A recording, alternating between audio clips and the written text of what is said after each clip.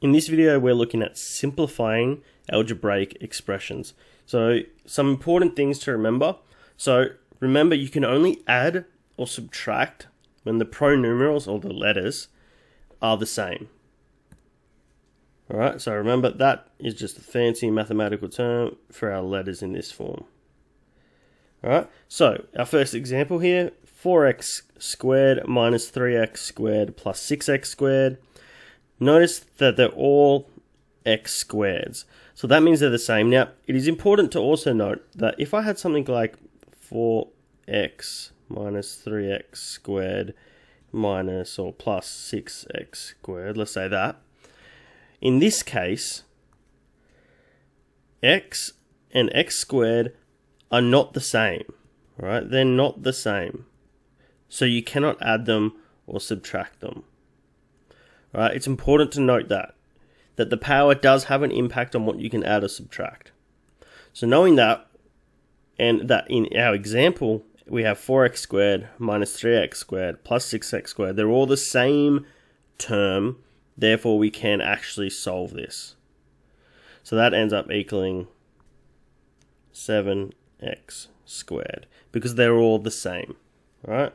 So if we go down to our next example here, x squared minus 3x minus 5x plus 4. Sometimes it's good practice to go through and somehow mark your same terms. So I'm going to mark my x cubed. There's no other x cubes, so I'm going to change color and mark my x's, and then lastly I'll mark my constant. Alright, now that I've done that, I can rewrite this by adding any of the like terms. So x cubed was by itself, so it's going to stay as x cubed. We have two x's, we have minus 3x minus 5x, so we end up with minus 8x, because two negatives, you're getting a bigger negative. And then lastly, we have only one constant, so plus 4. Alright, and that would be it for that one. Next thing we're going to look at is 3a minus 4b minus 5a minus b. So the same thing, I'm going to somehow mark my same terms, and then we can solve that. So we end up with minus 2a minus 5b. Now the next thing we're going to look at is another one, is when you're multiplying algebraic expressions, you multiply the numbers first and then the pronumerals. So there's multiple ways you could do this. You could start by, let's say, just focusing on our numbers, and we could go minus 5 times 3 times 2. Now that equals negative 30.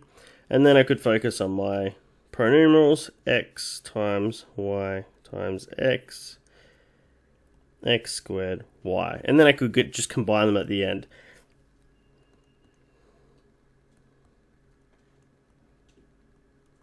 Alright, you could do it that way. The other way is just to do it in your head and go, well, 5 times 3 times 2 is negative 30, x, 2x is x squared and y, and then just write the answer. You don't have to write the red and blue lines, but they are helpful to start with, I would say, until you build your competence in solving these type of problems.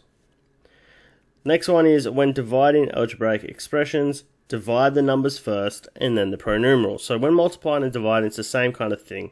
Deal with your numbers first and then deal with your pronumerals. So in this case, we're going to focus on our numbers first. So we have 5 and 15. So let's do this, 5a3b over 15ab squared.